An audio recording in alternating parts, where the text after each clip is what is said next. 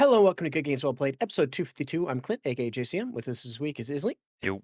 And unfortunately, Zai is not feeling well, so Zai will not be joining us. Zai had wisdom teeth taken care of through a bone graft, which I wasn't familiar with that procedure. I had to look it up because mine were just taken out, I think, the Wanted to normal look it up way. too. Is it really creepy? No, it just, it's like, because I asked, like, oh, did they give you any, hydrocodone or anything for, the pain or whatever? And she's like, no, they did it through this bone graft method process. And I was like, okay, I guess you don't do it. Like, it seems like the only thing that's different is like typically when they take out the wisdom teeth, they leave the hole there, right? And it gets filled up naturally or Yeah, that's whatever. what happened with me. Like you just Right. tooth comes out, uh, stitches go in, and you're not allowed to like eat solid things until it like fills up and And it bleeds a yeah, and bunch. And you have the water injector, you gotta yeah, squirt it out and everything, yeah, yeah, but, like, the way they do is, like, they just take some bone, and then they fill it. They just fill the hole. It's like, "Okay, I guess." So, they just graft on some bone in there, but I'm like, "They don't give you hydrocodone?" I mean, it's not very different from the normal process, it's just they fill the hole. to be It's honest, not it like feels like you need more. But I know they're also like peeling back on the amount of drugs they give to people because of like addiction issues and shit, and that stuff is Yeah, it is strong. hydrocodone. Yeah. Yeah, Yeah, 'cause I wasn't in that when I got mine taken out. I know we're not the tooth podcast, but, like, when I don't she had 4. I don't remember if how many I had. I think I had 3 maybe, I don't recall, but I got, like, them all taken at the same time, but, like, the pain wasn't all that bad, for me, so it's like, yeah, the amount of hydrocodone they give you, it's like, "Well, this is so much left over that I don't need. You guys gave me a lot." I'm sure some people do need it, but it's just like I was kinda surprised at the quantity that was left, but yeah. I feel like when I had them out, it was not horrible. It was like one of the, I don't want to say easier like dental procedures, but it sucks. But then like 2 days later, you're like, yeah, this is fine. yeah, I think I even had, like I had Taco Bell, like, later that day, and I just made sure to flush it out. Like, I That just was chewed on the probably front. in, that was Yeah. probably incorrect, but I didn't care. I was like, "Ah, whatever. I'll just chew it on the front side and then just squirt it out." It's like, they just don't I want don't you give a eat, like shit. I'll just go for it. they just don't want you eating stuff that you can jam into the stitches. So it's like, as long Yeah, as I chew it Taco Bell. properly like an Taco Bell adult. falls into that category. Right, but I'm not chewing it in the very back of my throat when I'm doing this, like, I'm making sure I'm chewing on the front, like, I'm being careful. I'm not, like, being all loosey goosey, head up in the looking up in the sky while I'm chewing and stuff. You know what I mean? Like, I'm being careful with it, and I cleaned it out, and it was fine. I had no problems. Anyways, we're not here to talk about teeth or wisdom teeth extraction recovery. Um, but go ahead and jump into the news. Microsoft confirmed their Xbox Game Pass May Wave 1 lineup, which has some fun titles in it so far. So some of the games that'll be coming to Game Pass is Wildgate, which is of course the not X. It's the ex Blizzard folks, right? What's the name of their studio? Oh God, I don't Um, know. I'm sure it's they have a studio name. I forget the studio. Dreamhaven is the publisher. Moonshot Games is the thing. But Wildgate, I'm curious how many people are still playing that. It's 75% off on Steam right now. So it's pretty low. But that Wildgate's gonna be coming to Game Pass. Wu-King Fallen Feathers is also coming to Game Pass on May 6th. Was that the Mixtape, was that a DLC to is that's not the like Souls like game, right? the I'm Wukong, blanking. Myth of Yeah. Wukong, or no. Yeah, two Um, different things. Okay. yeah. I gotta look. 'Cause I heard someone say the name of this game and, Wu Chang, okay, it is CH, okay, Wu Chang, okay, because they kept saying Wu Chang, I was like, That sounds, like, That not sounds right." incorrect. Yeah, Yeah, like, it that sounds sounds like incorrect. That sounds racist. Maybe it's yeah, not, but right, it's like it's, like, a little too hard, it's like, I don't think they go that hard on the A, and it's like, "Ah" as in father, so Wu Chang. I was like, "Okay." I was like, "There, that's how you pronounce it." Because like, I kept just saying Wukong to be careful, but it's not like it's still CH, it's like, I know that's wrong, but it's like, Wu Chang doesn't sound right to me. Anyways, that's gonna be coming. Mixtape is coming as well, it's already there, because again, this is early in the week, so a lot of these games are already on Game Pass now because 'cause they're on the 6th and 7th. They're also gonna be getting uh, Doom: The Dark Ages will be coming to Game Pass. Subnautica 2's early access will also be coming to Game Pass as well, and that's kind of the big one because that part of the news is that the early access for Subnautica 2 is coming out on the 15th. They had a little trailer for it. They had 2 trailers, and we talked about the one that was like the CG trailer, like cinematic, like, yeah, whatever. But they actually showed like an in-game one, and I'm hoping that means they have a lot of content, because I'll be interested to check it out. There's still no price. I have it on my wish list, and I don't see a price at all for how much their early access is gonna be, so I'm sure that probably won't show up until when they go live, so I'll just have to wait, but that'll be on Game Pass, so it's like, hey, maybe if Game Pass Ultimate is gonna be cheaper on PC, maybe I just keep Ultimate and then play that, and I could also play Doom, The Dark Ages finally, and just play it all on PC and just be like, "This would be a great time," and then I know there's some other games too. What's that one pixel game that just came out that's been, it was, like, it was in development, like, forever, Xbox title, I'm blanking on the title or the name of the game, but, I'm like, you're there's a not couple thinking things of on there. Animal Well, right? Like, No, no, no. It's like the retro cyberpunk, but it's more pixel. Cyber cyberpunk pixel Xbox game. Replaced. That's the one. It's a 2.5D cyberpunk action platformer with the digital pixel art. Remember, it's the one they showed it like 1,000 times, like in a bunch of trailers. I'm sure if I can find a screenshot that actually looks good, you'd recognize it. yeah, But I'm sure it's re- going to be one of those ones that I would recognize, but yeah, it's the supposed to be name pretty does good. not sound familiar. Yeah, it's been in dev for a long time. But yeah, I get it there. So maybe I'll see. Maybe that's what I'll do is I'll just play it because I'm obviously gonna have to play it on PC. I can't play early access on console. Uh, but yeah, maybe that'll be the way to do it. I'll just have to find a month where I'm like, I know there's nothing else, and then just be like, okay, I'll just play a bunch of games and make sure I beat them all. That's a great The use amount of of Game times we Pass. say that, but then there's no month where that's actually true. Like, so many games come out now. There's no month that's just like has nothing anymore. Well, I mean, there's as far as what I'm looking for after Saros, I'm like, okay, I don't think there's anything else on the horizon that's, like, something like, there's a lot I'd like to play, like, I would have loved to play Marathon with a group of people just to try it out, like, for a while, like, get my money's worth, play it for, like, a week or 2 just to get in a feel for it. That would've been fun, but there's not, like, a whole lot out right now that I'm like, "I gotta play this immediately," like, it was Saros was pretty much it, and then I just have a lot of things that, like, I want to continue playing or I wanna go back and play, like, I'll go back to Hades at some point maybe and try it again. And then, yeah, like I slowly keep picking away at Cyberpunk in prep for the DLC to finally play that. And once I get to the DLC, I'll be like, okay, I'll full steam ahead, just play the DLC and get through it. Dear But I Lord, have you like, weren't kidding. I thought you were exaggerating, and I just looked up like the games on my list that were coming up, and I'm like, there actually aren't that many until like I kind of want to play like the Gothic remake when it comes out, if it ever comes out. But you're not wrong. There aren't that many coming up. yeah, because like there are a lot of games I'm looking for, like the new Castlevania I want to play, but that'll be for a while. Wolverine obviously will be, way later. But like Subnautica 2 Early Access is like the next big one that I want to play. If it's got a lot of content, I'll play it. But other than that, it's like, yeah, there's not a whole lot else that's coming out relatively soon that'll be like, all right, let's go ahead and jump up, play this game, get in there. Like June's like a month where I'd be like, okay, because I'm not really interested in Assassin's Creed Black Flag Resync, which comes out in July, but there's like nothing in July that I really want to play. And August doesn't have much because I'm not going to play Metal Gear Solid Master Collection Volume 2. But yeah, it's like until September, which is Blood of the Dawnwalker, which I'm very interested in, but it's like I'm sure it'll be good, but I'm very like wait and see. Like I like The Witcher 3, but there are a lot of things about it that I'm like, all right, it's like I didn't think combat was all that great, honestly. And maybe that could be me just Combat like, was awful in The Witcher. yeah, it's like, okay, Let's be maybe if real I, here. Yeah, yeah, let's be it's real. Combat was awful in The Witcher, and anyone that's like, combat in Witcher 3 is great. No, the world is great, and the world was really interesting, and it was interesting and great enough that you put up with just garbage combat. maybe if I put it on like normal difficulty, I probably would have enjoyed it more.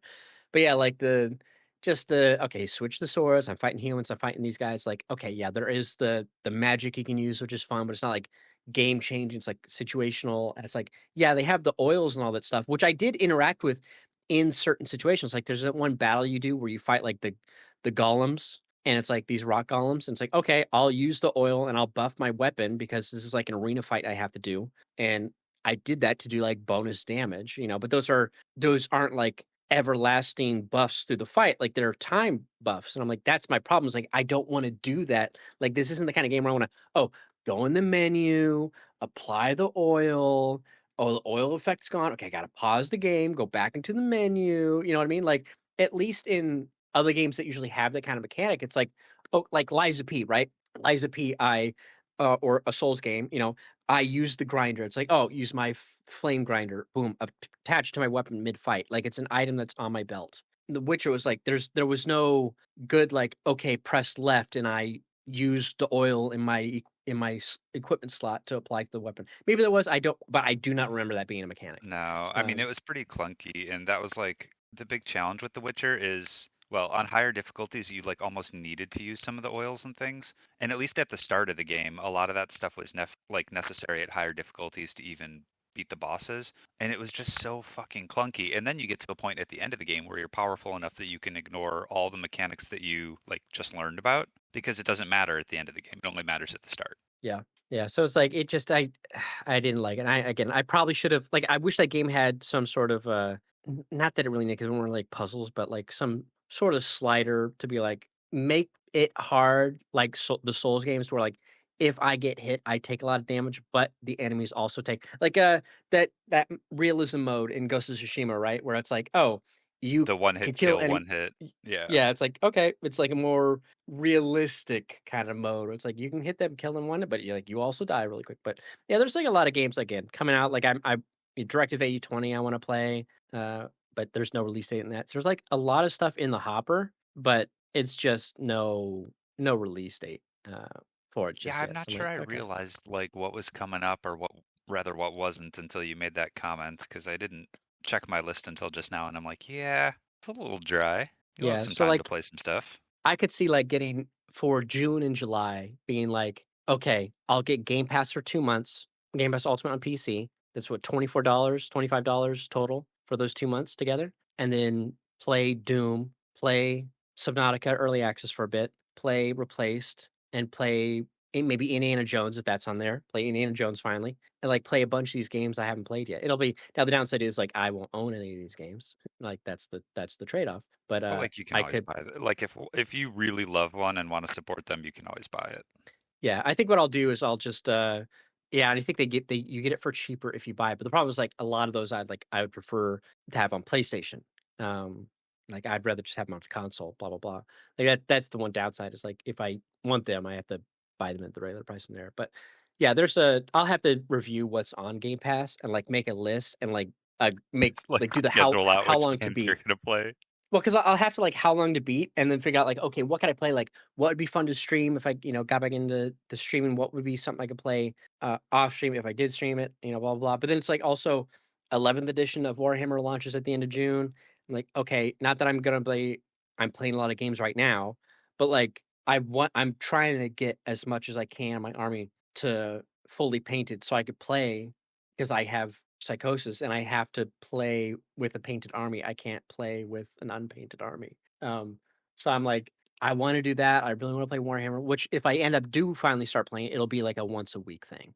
Be like, okay, I'll play Tuesday nights or a Saturday or something. So that, like it won't eat up much of my game time. But the prep for getting there is what's gonna take me a while. But yeah, I'll have to Yeah, how play it long because you it been prepping for it? Like 3 years? no, I just hit a year, at the at couple weeks. I think 2 weeks ago, a year when when I fully got into doing everything, and I have enough. Like I said, I have 3 armies, I can do a lot, it's just I want them painted. I can't not have them, like, fully ready to go. Like, just, like, I don't know why, it's just it's my own thing. And the only reason I'm trying to rush it is because I would like to get a game in of 10th edition before 11th edition drops, because it's not like the entire rules are changing like it did from 9th to 10th, where it's, like, a lot of big rule changes, like, everybody's learning. It's like a 10.5 kind of update.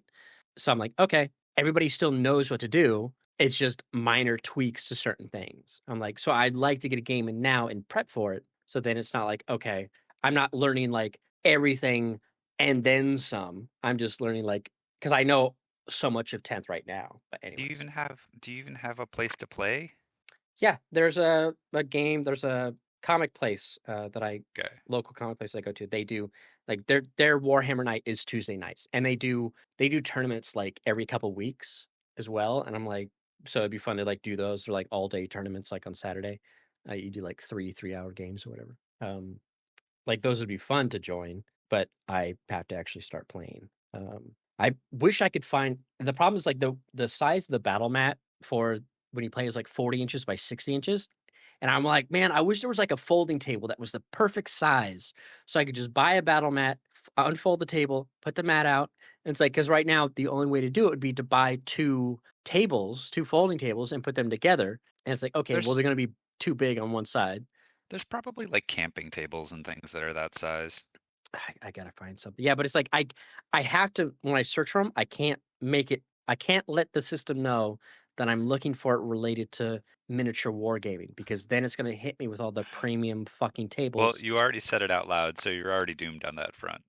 No, I just gotta look at like folding picnic table that's like your camp table, 40 by 60, you know. But I found some that are pretty close. It's just I'm again, I'm like, okay, I gotta find one that's like decently priced. And that's only if I want to play at my house or something, or if I want to go like to my cousin's and play, you know, have him play. But if I go to the local place, then they have tables there. So it's no problem. Anyways, uh I'll I'll plan the Game Pass at some point and then just get my money's worth for it. But moving on from other news, we're still on the first article here. We talked so much about wisdom teeth and everything else. So there apparently is going to be an Assassin's Creed stage show that Ubisoft announced that's going to debut later this year. It's a 2-hour show that will feature circus artists, acrobats, and dancers from Les Seven Doits, the Seven Fingers company, in a high energy performance that features urban parkour, choreographed combat, and physical feats within large scale immersive environments drawn from Assassin's Creed games. Urban parkour, hell yeah. I'm like, all right. The show follows a young man searching for his father who disappeared years ago. On his 25th birthday, a mysterious letter leads him to the Heredis program. This quest becomes the starting point of a journey across centuries. That sounds really All bad. right, man. I'm like, who? I don't know who's going to see this, but okay. But anyways, weird stuff. But keeping it with Assassin's Creed, so apparently there was some closed alpha tests for Assassin's Creed multiplayer game, and some dude posted like it broke NDA and posted a screenshot of the game, which happens. People do that. But he used AI to touch up the image because he didn't like the way it looked to begin with. Oh dear So lord, like so it looks even worse? well, it didn't look worse. It just like it changed the colors of some stuff and some textures. And so he posted like, "Hey, here's a look at the early access. He says some of the stuff will be unfinished, blah blah." It's like, no shit, it's like early alpha. But then they hit him back like, "Yeah, this isn't like at all the right game. Like you've tweaked it." And then he goes, "Someone said post the non-AI version." So he did, and then but people were like, "Why the fuck didn't you just post the original version?" So it's like it's weird to leak in progress footage but then tweak it because you just want it to look a different way. It's like you tweaked and made it look like entirely different. It's like it's just colors were different, the clouds were different. It was like, okay, whatever. What a weirdo. But it was just so strange. But moving on from there. So Helldivers 2. Developers are promising more content. I guess a bunch of disgruntled players are once again review bombing Helldivers 2 to mostly negative. Hasn't that game been out for like quite a while at this point? Well, yeah, they're dissatisfied with recent updates and a perceived lack of content. And so then I'm like, motherfuckers are weak. And also Steam needs there needs to be because the other game that's getting hit with review bombs is Slay the Spire 2 because people are struggling with a boss saying it's too hard or whatever. And they're like, oh, this boss is too hard, it's too hard. It's like one, the game's in early access, so they'll balance it. But like there needs to be another stat for live service in early access games where it's like reviews, like global reviews, recent reviews, and like state of the game. And that's where people can go in and update like this game was good, but they did an update that broke something, or they did an update that made this boss really hard. Something else besides post review bombs because a recent update made you upset or because you think the game needs more fucking the content thing is what pisses me off the most because I'm like Well, you that's what I don't mean is like why I was asking about the game is because the game isn't new. So it still has a lot of content. You just might have already played it. And that's way yeah different if it has a lot of content and you've already played it versus not having content. Both of those right things are totally different. Yeah, and it's like, brother, that's what we fucking did on local multiplayer. It's not like GoldenEye on N64 was getting updates for new maps. You played the same maps. Maybe you did proxy mines. Maybe you did Golden Gun. You made the fun with what you had. It's like, come on, man. Like I don't the content one is annoying, but the early access one or a game getting an update that maybe breaks it. It's like there's got to be a better way. And just the review bombing is like so dumb. Especially 'cause I'm thinking about the it's funny because like NL, I don't watch him play Slay Star 2, but one of the shorts came by my feed. He's like, someone asked him like what he thinks of the review bombing, and he's like, the boss that you reviewed, he's like, is easy. Like it's an easy boss. The hard bosses are this one, this one. So it was like really funny to hear him yell that one boss, the boss that everybody's whining about, was like super simple, but he has trouble with other bosses, which of course sounds very Souls game to me, where it's like, you That might have happens struggled with a though. certain Like boss, but that's pretty common to these games. right. Yeah. Yeah, that's frustrating. I feel like an update that breaks a game, that's valid to comment on a review of being like, "Hey, game is broken now because of X, Y, or Z." It's something that will probably be fixed, but it's also something that like I would want to know about because I've definitely played games before where like an update bricked the game for a while or like an update erased saves or data and it was really frustrating. So like those Yeah. ones I would want to know about. But like lack of content on a post-release game that has been out for a while and thus like, chances are you've already played through some of this shit. That's less valid. Yeah, it's just like again, there needs to be a third thing. Like it's so weird that people can go back in and edit their reviews. Like it's fine if you edit it like, I don't know, maybe there was a problem and you thought, "Oh, the game's bad," but you realize, "Oh, it's my fault. I didn't understand something." Like, "Okay, edit." I get that, but it's like the editing is so weird. But there needs to be like a state of the game update, community update for live service and early access titles. Like it's just there needs to be something there, like, especially because if the boss hypothetically was near the end of the game, right? It's like, okay, let's say the end of the game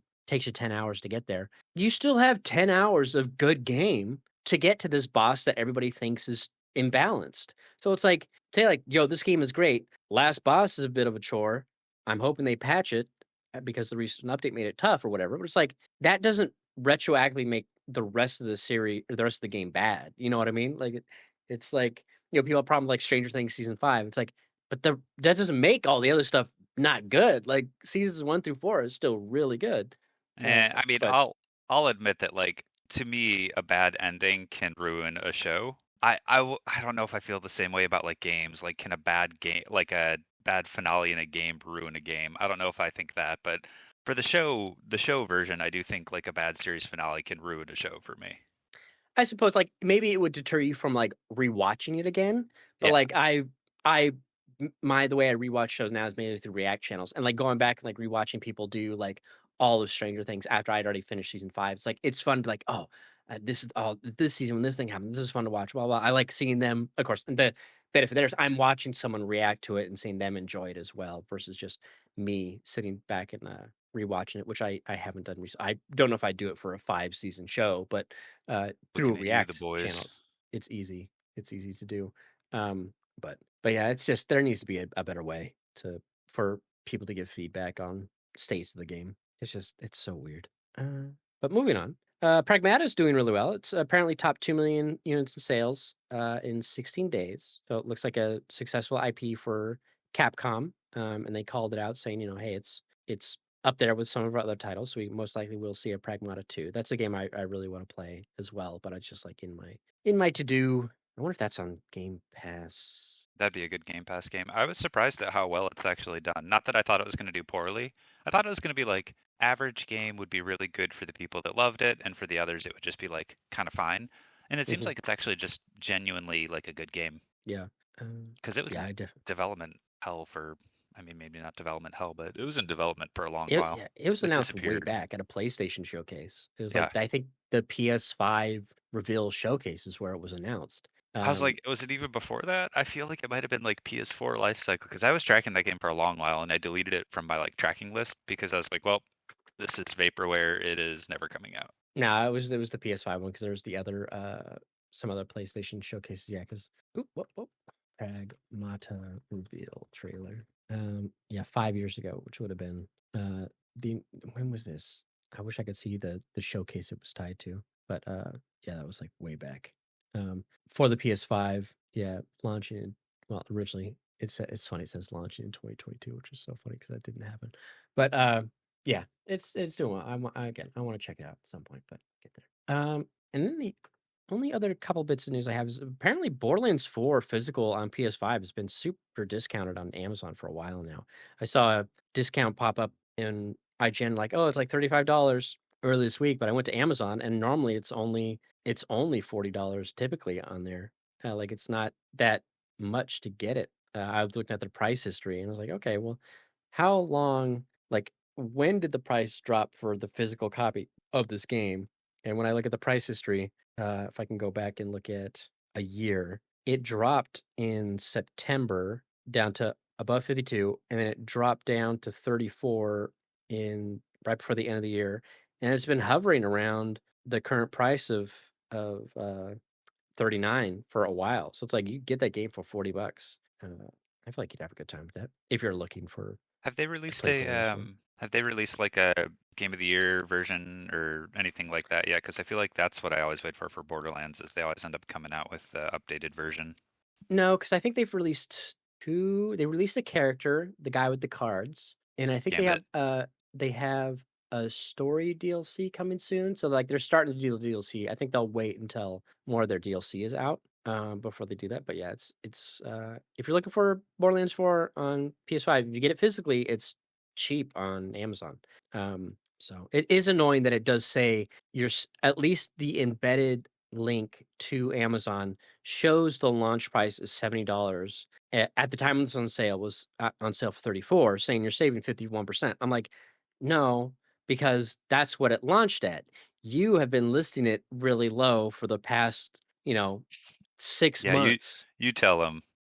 I saw there was a Linus Tech Tips video where they're looking at the way companies quote unquote list their sales price and how the terms for the way they do it could be like how we think this price could be in the future. Like they just make up some future price they think is something's going to be, and when they discount it, quote unquote discount it, they can say like, "Oh, you're saving $200 because we think some future price is going to be really high or whatever." So it's like these fake prices.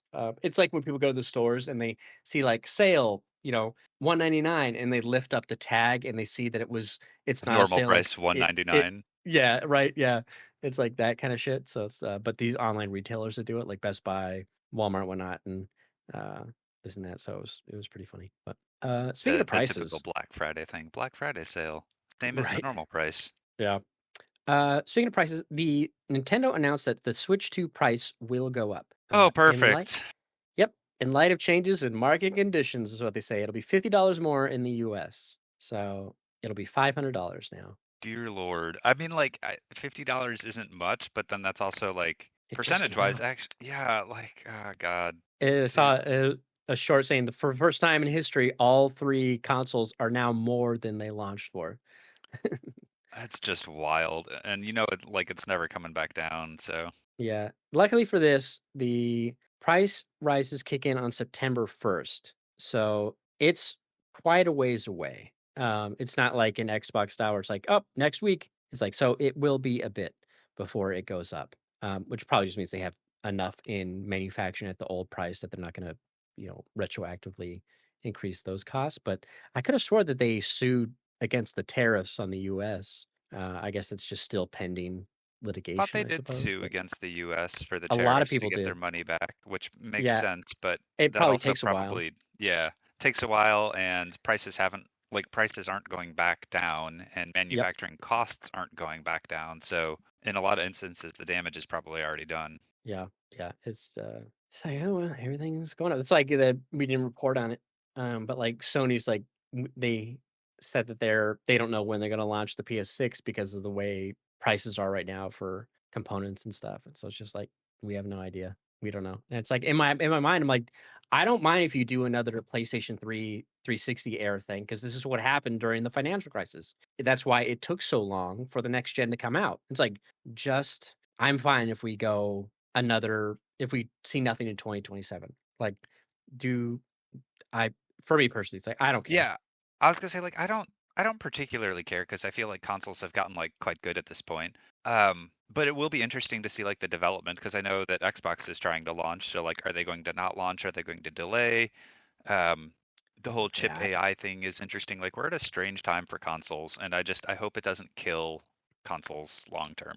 yeah, but or hopefully it's not. I mean, not that they would be necessarily big upgrades from one gen over the next. It'll just be like minor increases to current tech to where it's like, okay, now you can run 1440 more steadily at 60, and then do scaling up to 4K that looks better because now your base is 1440. Like just upping the specs to where all the display stuff. But it's like dev cycles still take so long, so unless you design a system that's even easier to build for, which I feel like you can't, it's the tools you have to invest in to make it easier. Kind of feel like we're already at the point where they're like the easiest they can be to build for, though. Yeah, they did what they need to do is they need to make it easier for the high end stuff because it's the AAA games because everybody's pushing and pushing and pushing. You got to make that process easier, to make dev time a little faster. Because as Sony talked about the way they're using, again, they call them AI tools for their studios, but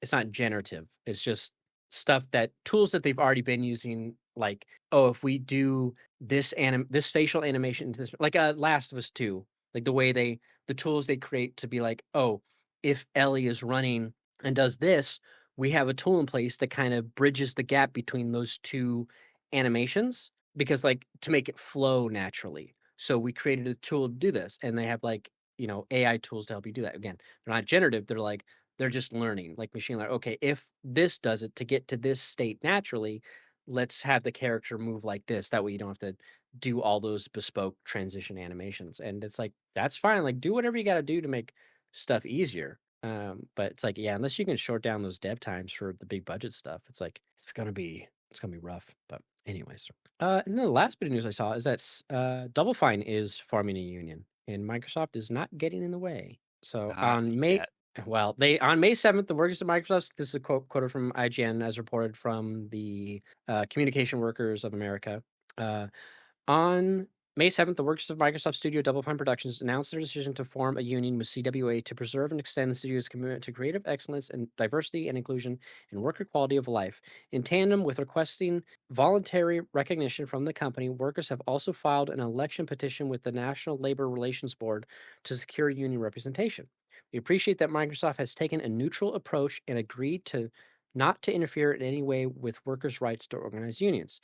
This, of course, they were of course acquired in 2019, and they did this. Their move to unionize, obviously comes off the heels of most likely they want to do this because of all the layoffs they had. They let off a bunch of people, but we saw in I forgot that where is it in this article I was reading? Where did it go? They had it here at one point because I was double checking it, but like I forgot that what's their names also unionized. Why isn't it in this article? I just read it. It was like I was reading it like before the call. ZeniMax, or they unionized. Why isn't it in this? What the hell happened? Oh, because I know that's weird. Somehow it went away. There was like two oh here it is. This follows the 450 Blizzard Entertainment staff who voted to unionize in April 2025. And then it's id Software. That's right. The union formed by 165 developers at id Software the following December. So they've had two Xbox groups already unionize last year, and now this is another one. So good for them. Wonder what the union actually protects against for like game development because it doesn't protect against like being fired or like the layoffs or closures of studios. And I don't mean this in a negative way. I mean like more of a genuinely curious what protections a gaming union can provide to staff. I think it does prevent firings. Now, as far as full studio closures, like if like at least regular firings, like they need solid reason. They can't just like at will fire you like Well, most companies can. yeah, sure, it prevents that, but like it doesn't prevent a like Microsoft from basically saying like we're closing your entire studio. I think it makes them they don't prevent the closures or the layoffs, but I think they provide protections. So it's like you can do it, but you need to give like at least from what I'm quickly reading while googling is like proper severance or what have you, which I'm sure they were probably doing previously, but it was most likely based on like my company has that where if we have layoffs, they will give severance, but it's based on your time with the company. Right. And so it's like this is probably like, oh, it's we want it to be like equal across the board because especially in for game development, it's like, oh, you start this, you go to a company, you had to move to get there The because no severance one's doing. aspect makes sense of like protections for if you get fired. That actually does make sense. Yeah, you get better severance, also you get better benefits, so it's like that could be that too, and it's just better support in the wake of layoffs, and then, stuff like that. So I think it's just like if a company doesn't have, like, good enough industry standards for assistance in these situations, it's probably like the union, like, will review that, see if it's up to, what's the current market standard, uh, and we have, like, a standard that we set if you don't meet it. So it's, like, probably like that. So it's just like, "Hey, if I get let go, it's not like, yeah, we're totally fucked in the immediate time frame for my family because we moved across country to go work at this job." Um, but yeah, it's, probably also increases, like, standard pay for certain positions as well instead of being like, when I was like, "No, you should pay this." It's not gonna be like, "Oh, you live in this state? Okay, well, in that state, minimum wage is this," or people in the area make this. Like, no, no, no. It's like if the California developers are also making this for this position, you do it here as well. I'd imagine it's also the case for Yeah.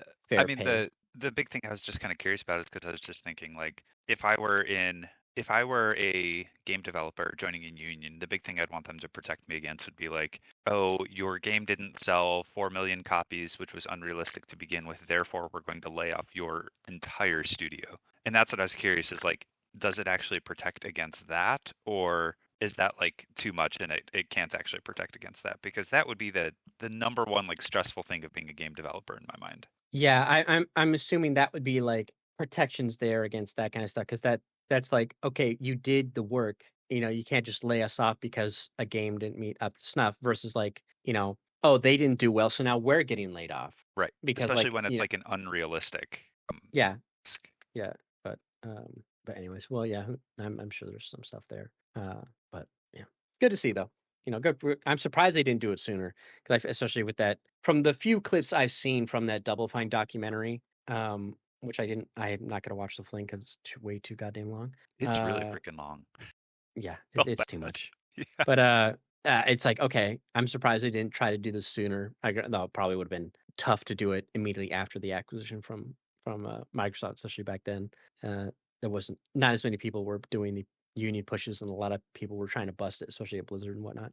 But anyways, that's pretty much it for the news. Kind of a spread of stuff, price increases, good same game sales and whatnot, and some fun stuff coming to Game Pass. Let's go ahead and move over to what we've been playing. Have you finished your self-imposed restriction to play Hades 2? I feel like I have. I have one trophy left, and I looked up what it was, and it was kind of one of those like, mm, not sure I'm going to play this game long enough to actually get this trophy kind of things. So I feel like I've finished my self-imposed restriction. I did pick up Saros, so I started that, but I've only played like 2 hours of it so far. But yeah, definitely getting into Saros at this point.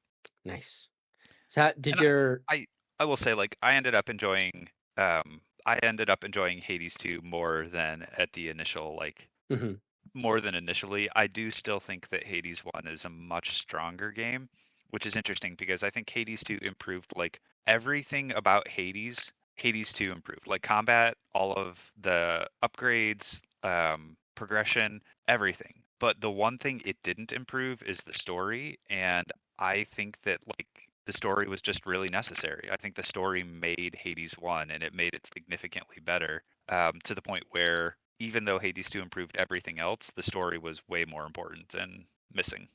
That's good. At least the gameplay was there because I feel like that's a game where it's like if any of them were to be lacking for someone, you would probably want the story to be the the aspect that was a little See, but not as good as the previous one that's because what the I thought gameplay's where it's at. though. But like the story in Hades 1 is so good that it leaves a lasting impression that it's a step down in terms of story. And it's crazy because I actually think it's like it's still better than like it is still a phenomenal game and it is better than A lot of most other game roguelites studios. out there. Yeah. It's being held in comparison to the first game, and that's what makes it kind of hard. Yeah. Yeah, I mean, that's and, a lot of people feel that way about Tilo 2, right? They're like, "Oh, the story in 1 is so much better." It's like, but the gameplay in Tilo 2 is so much better than Tilo 1. Yeah, same kind of vibe. Yeah. Actually, fantastic comparison because yes, everything else in Pilu 2 really is better. Like, and you could argue story. I mean, that's subjective for each person, right? But like Right, the right. gameplay in Tilu 2 is better. The graphics are better. Maybe the only other thing that's not better is the music. I think the music was better in Tilu 1. Yep. But yeah, so same vibe. So yes, I've started Saros. I feel like I'm not super far enough in it to like really have strong opinions on it yet. I'm enjoying my time with it. It seems like a very fun game. Obviously, it reminds me a lot of Returnal. The eclipse mechanics are interesting, and I feel like I don't quite understand them yet because I thought they would change the environment more, and they don't really change the environment at all. So that part kind of threw me off, and I feel like that might be like the one area where I'm a little confused of Saros is it doesn't seem like the environment actually changes. Oh, wait, so, sorry, I was reading a message. You said you started Saros? Yeah, I did start Saros, Okay, so I'm like 2 okay. hours into Saros at this point, and In the first biome? yeah, first biome, Okay. started the runs. Right, honestly, like right now, it just reminds me of Returnal. It reminds me of Returnal. God, what's that horror space horror movie? Sunshine. It reminds me of Returnal, but with Sunshine vibes.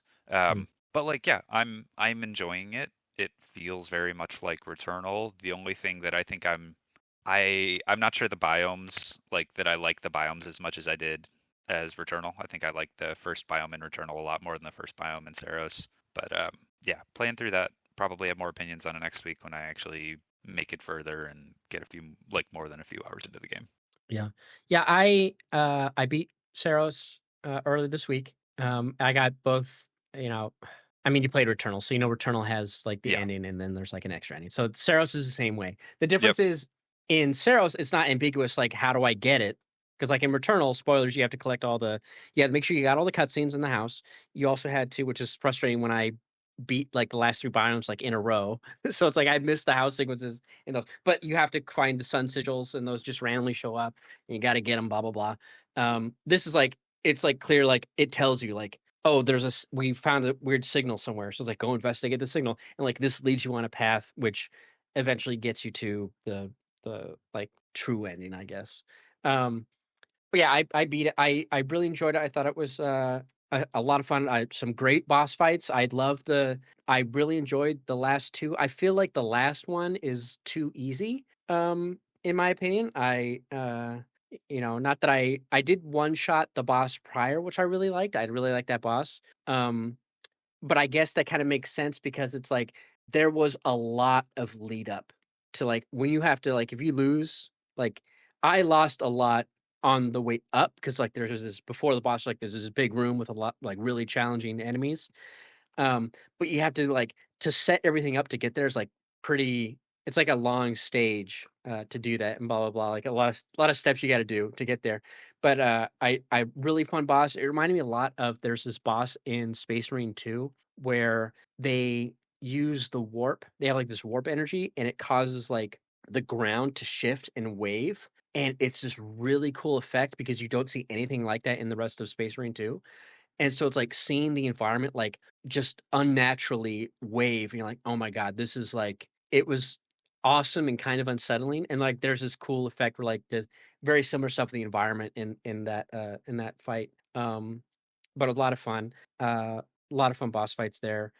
Yeah, I was listening to someone else who beat it, and, there are there is more structure in the level design layout, like, that first biome, um, like, you always have to get because they have the eclipse trigger, it's like, okay, you have the building that you do that. So you need the exit from your base camp is always gonna be different, that'll be different. You'll always find that one building that you first come across where it's like, initially you go the long way because you fight a boss to get into it, a little mini boss. It's like a skill check, and you go down the rubble and then up inside, like, this cathedral area, you open the doors, and then eventually you start to bypass that entire section, on every repeat. You go to the right, you don't go to the left anymore, because that path is gone, and like you drop down into it, and you go through the open doors.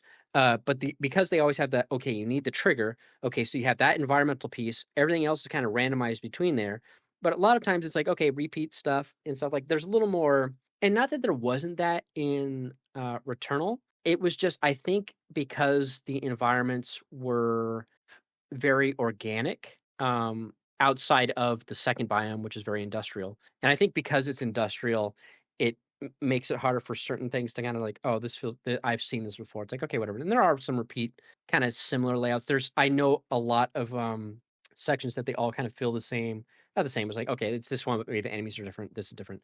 And there is some of that in this. And I think it's because they have these key points. Like, okay, you start, everything's random. Okay, this building you run through, you always run through this building.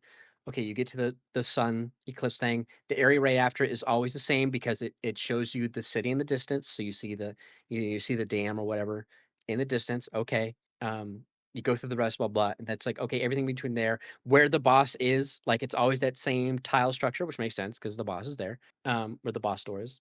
And they have a lot of like there is a level in near the end where it's like you're in a building.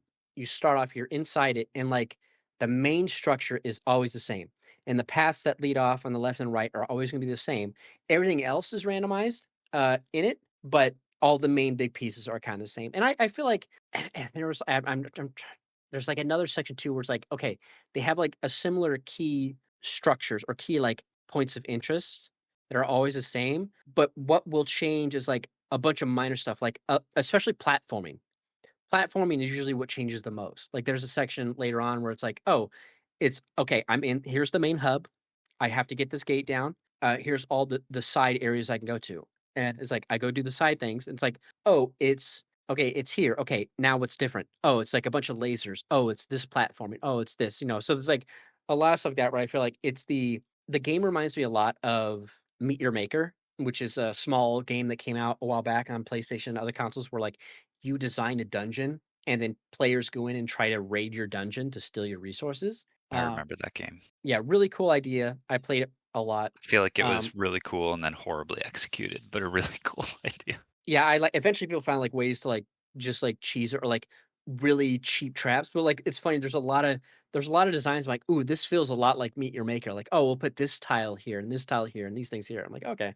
Um, I still enjoyed it despite it not feeling because I mean, even the desert biome in Returnal, like that whole open spot, like that's big, wide and open, like that's pretty much always wide and open. The ruins that are in there might be a little different and the enemies you fight can be different, but like that big open area is like it's always the same. And there are areas like that in Returnal where it's like, and there's some where you don't notice, but it's because the environment, like the underwater area, like aside from the big rooms, like, oh, here's this big room, blah, blah, blah, you know, it does whatever. Or here, you know what Saros has that Returnal also had is in Returnal, they used to have they had these areas where it's like you drop down and then the walls start closing and you have to pick like, do I want the health path or do I want the item path?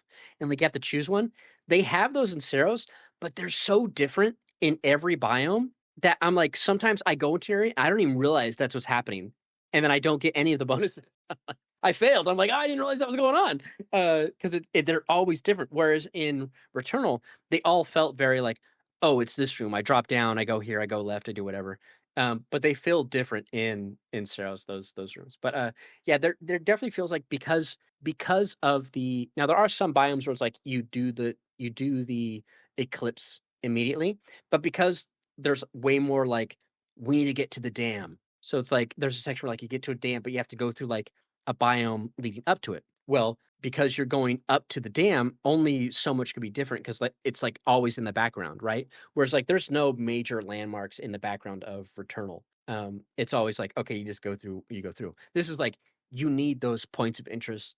The tower. There's this Yeah. one like a lot of the levels like that was like you see the thing in the distance. So it's like okay, a little more limited. That's fine. And again, the enemies are different in certain spots. I like that, but there is slightly less variety in the level layouts because they have to hit these key points of interest on the way there.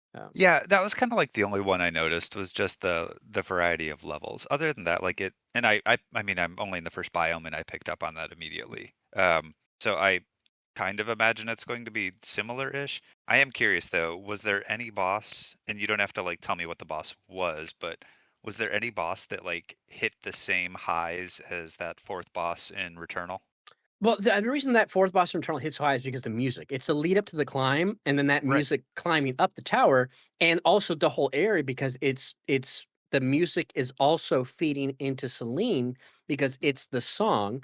So it's like there's so much more atmospherically going on, That's and what I then mean. you have the Does it's Saros like ever hit that high? there's no build up, but there are some really fun like I said, I really like the second to last and the last boss fight. Again, even though I think the last boss fight is a little easy, uh, I I like I guess what would be this game's I think it's the 3rd boss, like, because in Returnal, they had, like, the 3rd boss was, like, a much bigger boss than you fought before. It's like, Freak or whatever's, like, underground, you got the little fog, whatever, that's cool. You got the second Ixion up in the tank, you can fall off the ledge, and then you got, like, that big guy, and you end up, like the platforms are floating when the phase 2, and you gotta, like, run to the boss, and there's, like, a really cool big boss that's it's, like, not quite like that, but it's like, okay, this is a much bigger boss than the other bosses I fought.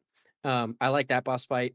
I thought that was fun. I'm trying to think of some other, but I like a lot of the boss fights, um, and I like a lot of the way certain enemies interact together. I think it's just a lot of fun, and I do really like the modification system they have, where it's like you can mod the world. Now, again, it doesn't give you buffs either direction. It's not like, oh, if you make things harder, you get more Lucenite. It's like it's just something to do. I think there's a trophy for like doing 5 penalties and beating a level. But yeah, it's fun to use those. Be like, okay, I'm if you're having trouble like getting through an area, it's like, okay, let's buff my power output just a little bit, or let's make. I think the best buff there is the one that makes artifacts not have a negative stat. I think that's just like super powerful, and it's like so you put that on, and it's like, okay, why wouldn't you? This is part of the game. Like, let's make things easier for myself in this aspect. But but yeah, I really like that. I think that mechanic's fun. I wish it was a little more involved. I like more. I don't even have everything unlocked on both sides, negative and positive. But no, a lot of fun boss fights. I like. And but yeah, no, there's no g- good music lead up. Like music isn't an aspect of You have to admit that music lead Devraj's up in that situation. one really is just like phenomenal. Yeah, I think that's a great use of music.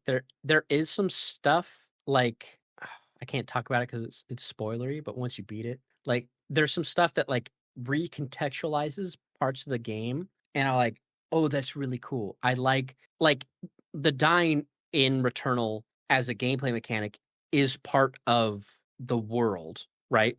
And even in Saros, it's the same way. Like how he's like, how am I coming? Like people don't know why he's coming back, and it's like, okay, that's part of the world. But there's aspects of the game, like key things of the game that are like, oh, this has context, more context now, and I like that. It's like, oh, it's not just whatever. It's like, okay, there's a reason for that. I think that's fun.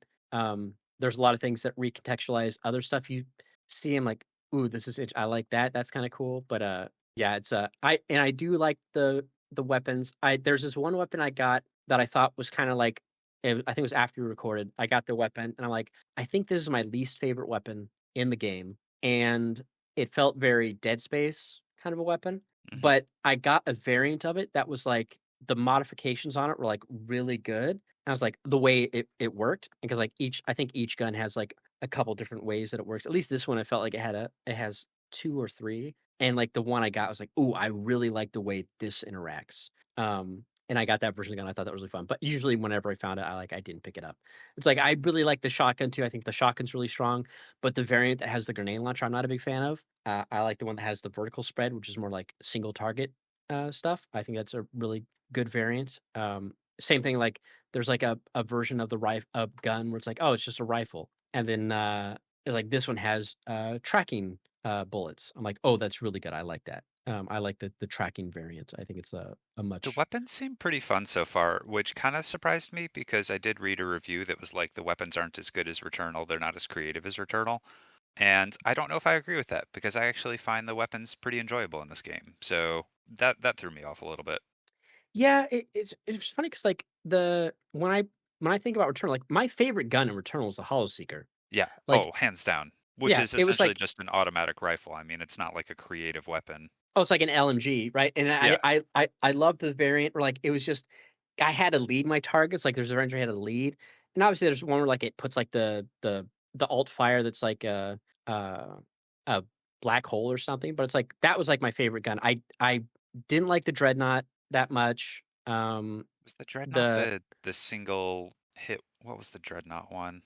Dreadnought was like the projectile, kinda like an RPG-ish Oh, one. yeah. Yeah, unlike other ones, the weapon cannot be reloaded and features an overload mechanic as it only magazine has 3 charge and return the weapon uh, that returns the weapon after firing. So it's like you fire like 3 times and it comes back, which is kind of similar to like the one of the weapons I was talking about. I kind of like that weapon later, but like there were a lot of weapons in the game where like, okay, like I didn't like the rot gland lobber I hated, which is like the Oh, poison that one where one you was lob awful, but you had to like use it in order to get further. That one sucked. right, which is like what I don't like about the grenade launcher, the shotgun, which is it's not like it's bad, but it's like but like the tachyomatic carbine, which is the rifle, I like the rifle, the pistol's really good. I don't like the launcher, and the pyro shell caster one, which is like, the grenade launcher one. Explosive one, I don't like that, like, yeah, there are some fun weapons that like, the ones that are more alien, again, because the Rockland Lobber's like an alien weapon. It's like, okay, but I like the pistol. I think the pistol's really strong. There's one where it's like, it just fires, and then if you hold down Alt, you can shoot as fast as you pull the trigger. There's one where it's a burst, and I'm sure you've got it, where it's like, it's a 3-round burst, and it has a variant where you can charge up all the bullets in the mag and shoot them in one shot. I think that's really strong early game. There's a variant where, like, instead of firing one shot, it does the full burst, so you gotta kinda control it. It's like, okay, that one's not as good. But, like, I like the rifles, the power shot rifle variant, like, the alt fire is really strong, where it's like you hold it down, it fires, like, 2 or 3 bullets in one shot. I think it's really good. And I like how they have variants, like, the auto rifle is, like, doesn't have tracking on the bullets, but the seeker variant does, where it's like, "Oh, these will lock on and follow the target." And I'm like, that's really cool, and it reminds me a lot of, like, there's a variant like that of the Hollow Seeker in, Returnal. So it's like, I like the weapons in this more, like, because otherwise I was always like, "Okay, I'm not gonna get the shotgun in Returnal. I didn't like it. I'll get the if I can get the Hollow Seeker, good. If I can get a variant of the carbine." Now, I I will did say, like, like I think oh, Returnal's weapons, there were some like clear winners and losers in Returnal's weapons for builds, and I don't feel that way about this so far. Where I don't feel that the weapons really dictate a run quite as much as they did in Returnal, where it was like you really there were certain weapons you really just didn't want. Like you said, the Rockline Lobber thing like could be built really well, but dear lord, some of those weapons were frustrating to use. yeah. Um, but, like, there are I think the weapon upgrades in Returnal, I was more aware of. You know how, like, if you use a gun in Returnal, you have to use the weapon to kind of unlock the next stage of it Yeah. to, like, make it better. I was more aware of that system than the way it does in Saros is it's just, as and I Returnal, I don't remember if Returnal did the same. I don't think Returnal did this because they had the use it, because like, stat 1 was, like, bonus damage, and I think, like, 2 was, like, "Oh, now you're projectile stuff," and then, like, stability or something like it is something like that, like the stages. And the way it does it in Saros is as you collect Lucenite, you sort of level up your Lucenite level, and then that's what determines the level of the gun you're picking up. So it's like if you start off at level 12, all the guns are 12. You might find one that's 13. And then as you collect Lucenite in the game, you level that levels up your power. And it's like, oh, the next gun you find is going to be whatever level your current Lucenite level is, which is the number in the bottom left. And the higher the level, the more bonus stats it has. But I'm not fully aware all the time of what those bonuses are, is the way I was in Returnal. Because I feel like in Returnal, I was hunting for them. I'm like, oh, I got to use the assault rifle because I want this bonus. Or like this gun I don't like, but if I use it enough, it gets this bonus. So at least when I do get it, if I have to use it, it's better. So I feel like I was more aware because sometimes like a gun, it's like, oh, it has 5 buffs. I'm like, I don't even know what those buffs do. Um, like, it's just like I'm like, okay, like bigger number better, but I'm like, I don't know, whatever. But um, I think the reroll they introduced, like, a redraw mechanic, which I think is really cool, and I feel Returnal like, oh, with the redraw mechanic, I feel like that comment made me laugh last week because it was like a very much, oh, you haven't played many like roguelites lately, because I feel like that's like a very common roguelite thing now. Just like having yeah, some level of redraw mechanic. yeah, I think that there is that, and, like, you get that in Hades, I think, Yeah, because it's in Hades as well, and there's a little bit of like that ability in Dead Cells too. Like that, just that I feel like that was one of those things where like roguelites used to never have that and be totally random, and then they realized like, oh, people actually enjoy when they have like a tiny bit of customization or like ability or carryover. They don't want to feel like they have no control over their run. Um, so I do feel like that's like a common thing that happens now, which is, I enjoy. yeah. Yeah, so I like that. It is fun when I got, like, 4 redraws in something, and I'm like, "Oh, I just want this one gun," and it's like, I'm not getting the gun. It's like, "Oh, here's this gun. Here's the gun." I'm like, "No, I'm about to go in the boss. I want, like I want my gun.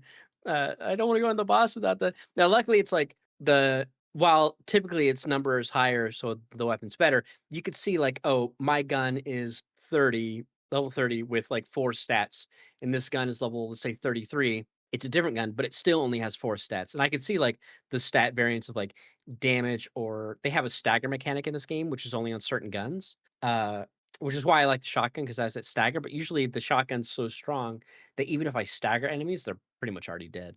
But there's, like, some bigger enemies that you can stagger, and then there's buffs you can unlock that make you, when you melee staggered enemies, you do, like, super damage to and whatnot. So it's like not every gun has the stagger mechanic.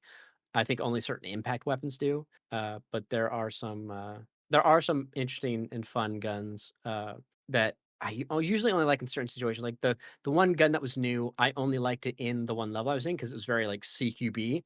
So like, okay, the way this gun works, I like it for this close combat that I'm in, and yada yada. But yeah, it's I like a lot of the weapons way more than I did in Returnal. I think in Returnal maybe they had more like bonus stats you could get with them, like, "Oh, it's the Hollow Seeker, but it has this cool bonus stat." Or it's like, I do feel like they were a little more unique, which is not to say better, but I do feel like they could be changed up much more in Returnal. yeah, because like, I the nice thing about the Hollow Seeker was it had those phasing rounds where, like, you could shoot through stuff. Right, which was like the Um, thing that was, known for that, like the reason you would take Hollow Seeker. But then you could also like regain health, you could increase speed. There were a lot of like small buffs you could get for the Hollow Seeker that made it just like a beast for so many reasons. yeah, and there's, like, the traits where it's like, oh, firing you like these damaging waves, and, like, you just widen, it's like, "Okay, that's fun," but then it wastes into a whole lot, it's like a little bit of damage. And there's, like, I like the retarget where it's like it hits target and goes for a different one, and they have, like,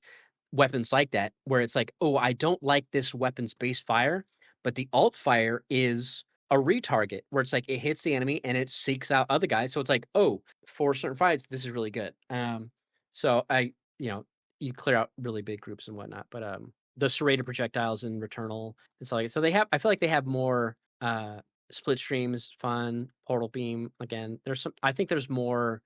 But again, that's all tied to like the proficiency level, and there are some interesting gun tweaks. Like, oh, this bullet will like shrapnel off, which I think they also had in Returnal as well.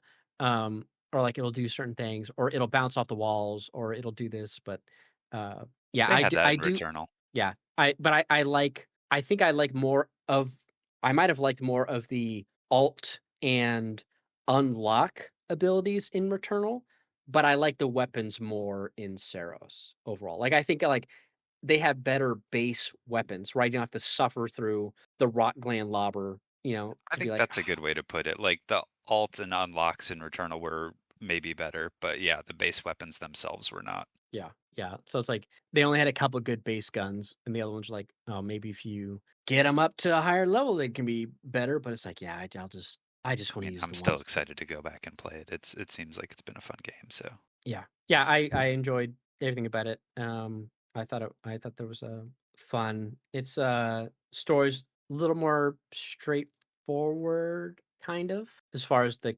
character and what's going on, but I feel like I'm yeah, not far enough to know that. it's kind of It seems more straightforward. I also feel like it's interesting that there's other people that are alive with you as opposed to like Returnal where you were the only person there. That's also kind of thrown me off, but I mean, I'm yeah. enjoying it. it obviously plays very similar to Returnal. Like your muscle memory comes back so quick with these two Yeah. games, which not a bad thing. Just was definitely like, oh yeah, this feels exactly like Returnal. So that's not really a surprise, given that it also looks. I mean, a different planet and things, but it kind of looks like Returnal too. Yeah. Yeah, I think it's kinda like Sekiro versus the Souls games, like, Yeah, the you kinda had to dig for the story in Returnal, like, there's stories about the alien life on the planet and whatnot in every areas, but, like, as far as what's up with Celine, you kinda had to, like, dig into see the cutscenes, kind of interpret, okay, some it's pretty straightforward, but with, Saros, it's very like, okay, there's more character there, and like, "Alright, I kinda there's a see what's lot. going on here." Yeah, there's a lot less. There's mystery to the game still, but it doesn't feel like Returnal, where it's a different kind of mystery. In Saros, it seems like the mystery is related to the story. In Returnal, the mystery was kind of like, what the fuck is even happening? Like, is Celine having a mental break? What is even Mhm. going on here? Whereas in Saros, it thus far at least feels more like a straight up sci-fi game, Yeah. and not in a Yeah. bad way. Yeah, yeah, and I, really enjoy it. I think it was a lot of fun. I don't know if I'll get the platinum. I think I got the platinum in Returnal, maybe. But is it bad platinum? I haven't even looked. It's not a bad platinum. I think there was one trophy was like get X amount of kills, like with every like I got the trophy for like get every gun that has like like get every variant to every gun. I got that one. And as long as you're playing, like you're pretty much gonna pick up the guns all the time because you're always like, oh, I got it. You gotta upgrade your gun at some point. It's like regardless of what it is, like you might as well just pick it up.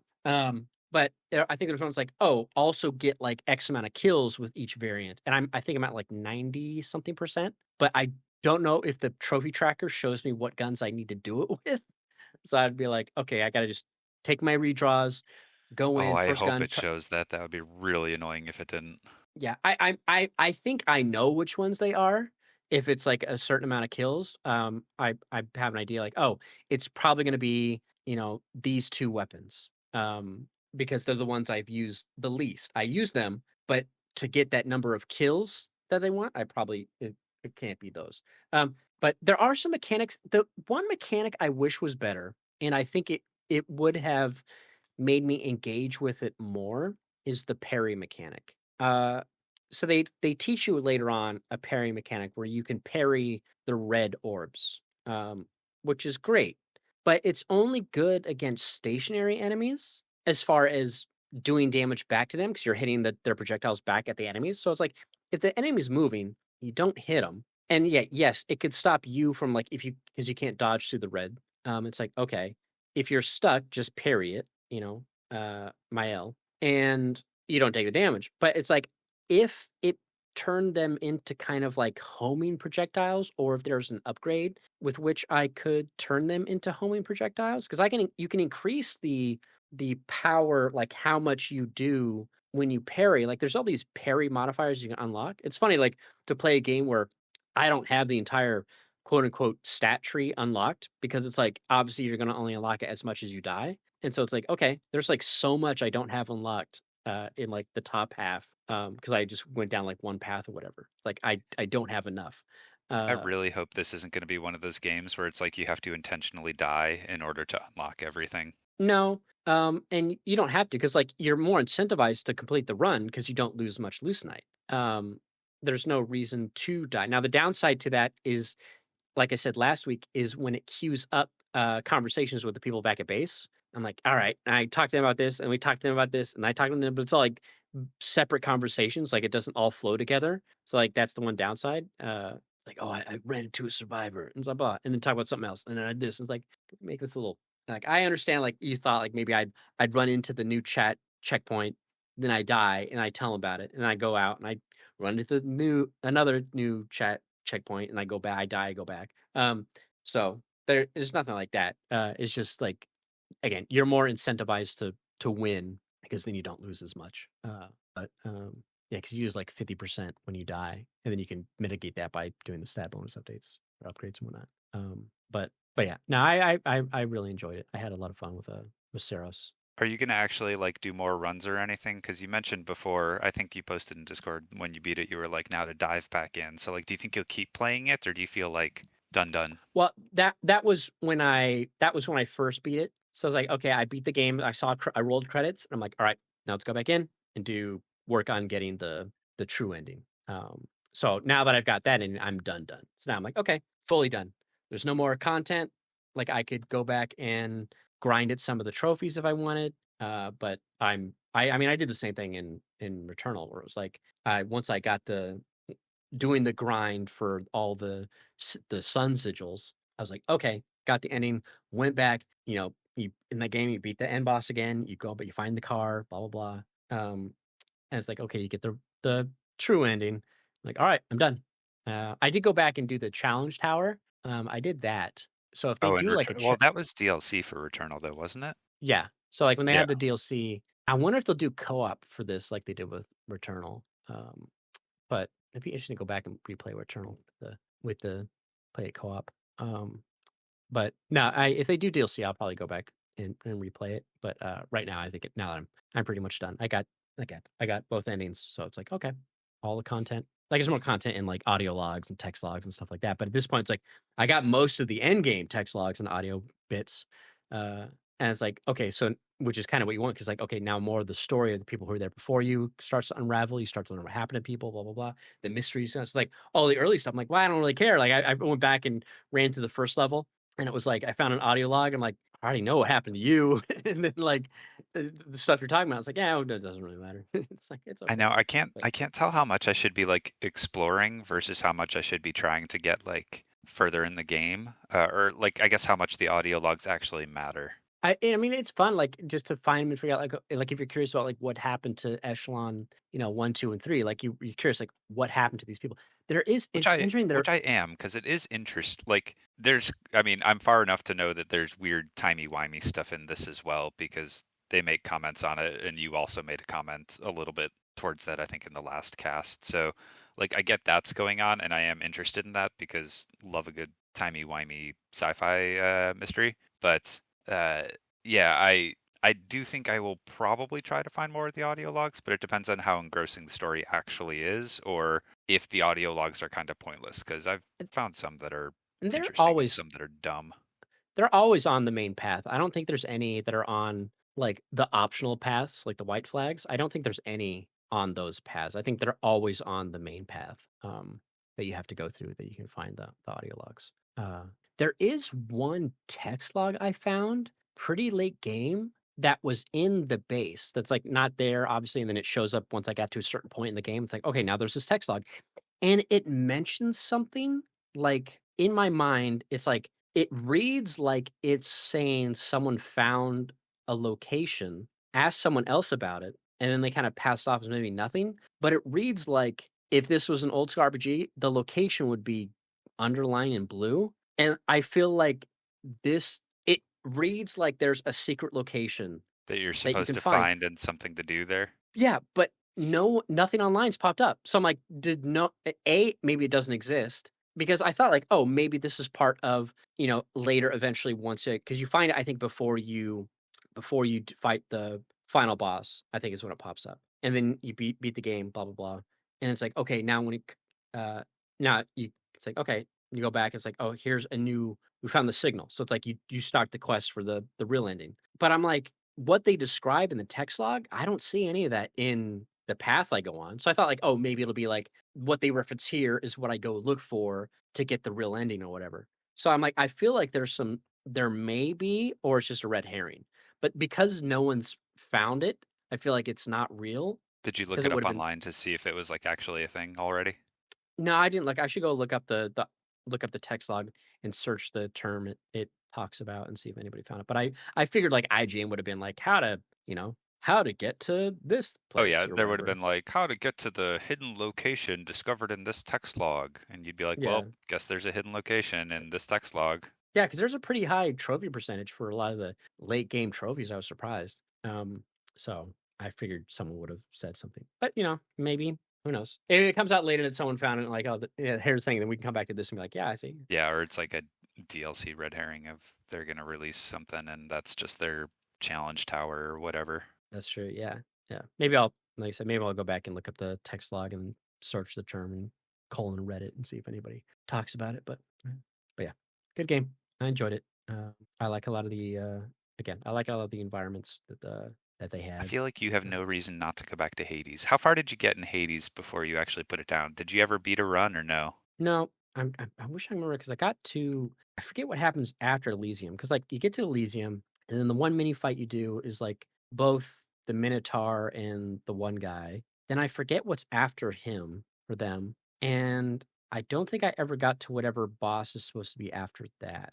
I don't recall. I'd have to watch or like look at the stuff to figure out how far I got. But no, I never got to like a full run through of Hades. But again, it the loop was it's funny. I was hearing someone talk about Hades as loop because in talking about this game and then talking about Hades, and it was like a lot of their issues with Hades. I'm like, yeah, it's kind of like what I was feeling with it after a while. Like I enjoyed it for a bit, but then it's like, okay, I'm doing all this again. But Yeah, I mean that's what roguelites are. I mean, I hate to put it this way, but like that's what roguelites are. right. But again, I think it's just it comes down to the gameplay style. Like it's an isometric, slasher action game, but this is a bullet hell shooter third person. So it's like it's a different genre It is. And I of also saw someone comment for like Hades that it also came out like a lot of these things were like it depends when it came out. And Hades came out when other games hadn't like improved their own gameplay. So that's one of the reasons Hades was so good is it had like good story, good gameplay, good everything for a roguelite. And right, since then, other games are doing better with that as well. Like competition has made other roguelites also good and thus, you know, some of the novelty wears off. Like Returnal, the gameplay for that was fucking phenomenal.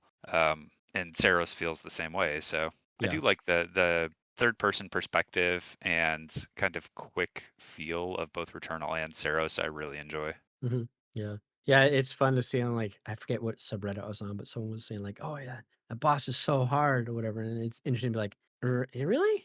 Like, I guess, like, I don't know the age of these players, but I'm like, it's funny, like, with it's, I guess, similar to this whole thing, like, seeing where people struggle. I'm like, "Did you play? Like, did they play Returnal? Did they have familiarity with this, or did they just pick up the game because they heard that Returnal was good or something?" So, Right. that's always funny, but yeah, good times. I don't know what I'm gonna play next. I may go back to Hades and try some of that, but I think right now I'm gonna kind of focus on now I can do more Warhammer. miniature painting. Yeah, Yeah. I knew it. Well, that's what I did last night. Was I did a bunch of miniature painting, and I was like, okay, let's catch up on some stuff I've had in progress for a while. And it's like I went and finished up a couple of things. I just got to do details, but all the main stuff was done, and then made some more progress on some stuff. So it's like, okay, You just need a roguelite that's a Warhammer roguelite. there you go. Then you'll hit all the or check all the boxes for yourself. That's right. It'll be everything. It'll be all good. And once Warhammer Survivors comes out, then I'll be like talking about that the whole time. Be like, oh, yeah, I'm playing Warhammer Survivors. This is a really fun game. Are you actually going to get that game? I can never tell Uh, if you're serious. I feel like yeah, you I will actually are going to get it. because it's skinned in Warhammer. I'll pick it up, and it'll probably be pretty cheap. So I'll just pick it up. But yeah. All right. Well, I guess that'll do it for this episode. Hopefully now you'll have the whole week to play more of Saros, and knowing you with having more game time, you'll probably beat it before next podcast. So I'll be able to.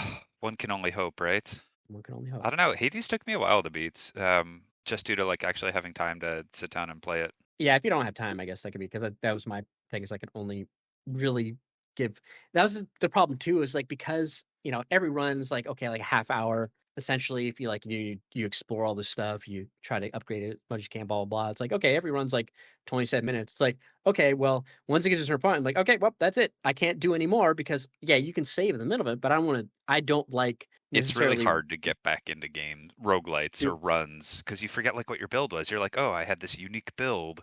Don't remember how to play it anymore. Yeah, luckily there's not too much of that, so it's not like, where it's like, okay, I had it like this way, like with Hades, like way more you know, knobs and dials you can do for that game where this is like a little more set and like, okay, I have this, I'm doing this. It's kind of like, okay, I'm good to go. Like I did stop at some spots where it's like there's this one level where it's like, oh, you got like a hub area and you have to hit two switches in two different parts. It's like, okay, well, I can just stop here because that it's easy. There's nothing there when I log back in. I can just run around and do whatever. But yeah. Anyways, all right. Well, I thought I'd go ahead and do it for this episode. So thank you for all tuning and listening. Thank you, Isli, for joining, Yep. and we'll see you all next time. Bye.